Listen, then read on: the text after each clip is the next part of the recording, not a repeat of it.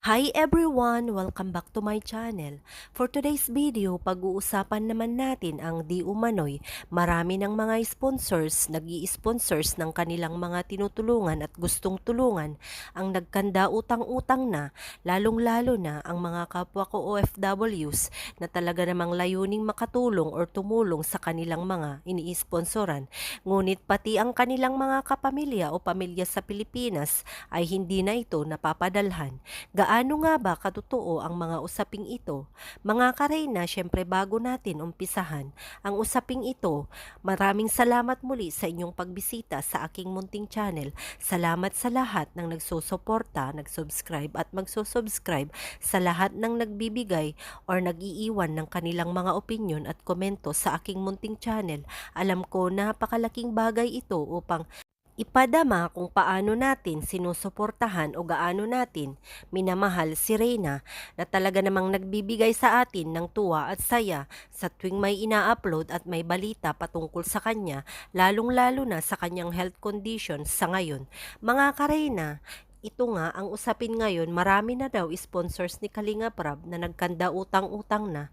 Hindi naman po masama ang tumulong mga kareyna, pero sana ay bigyan po natin ito ng limit at syempre uunahin pa rin natin ang ating mga pamilya sa Pilipinas. Uunahin natin ang higit na nangangailangan na talaga namang malalapit sa atin. Hindi po masama ang tumulong kung sino man ang ating mga tinutulungan. Pero nga may mga nababasa tayo, mga nag-aaway na ng mga grupo-grupo dahil nga sa nagsusulisit sila ng kanilang ambag upang matulungan lang ang kanilang mga iniidolo sa social media. Nagsusulisit sila upang sa ganon ay makakolekta sila ng pera at kapag bayaran na ay doon na sila nag-aaway-away dahil may mga nade-delay na ng kanilang mga bayarin. Kaya gaano man katotoo ang mga ito mga kareyna, sana ay magsilbing aral sa lahat ng mga manunood.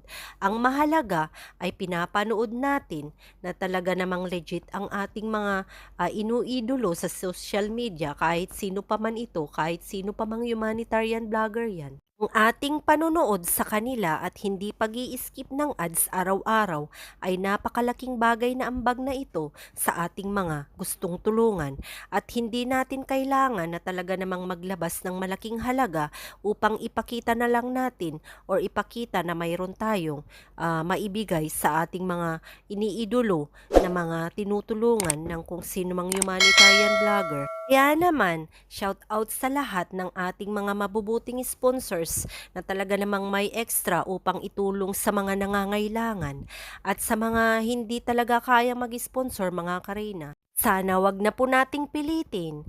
Mahalaga ay nakakapanood tayo ng mga iba't ibang videos ng ating mga pinapanood or iniidolo na mga charity vloggers. Sana ay makatulong ang video na ito upang magbigay ng kaliwanagan sa ating mga iba't ibang sponsors at mga iba't ibang supporters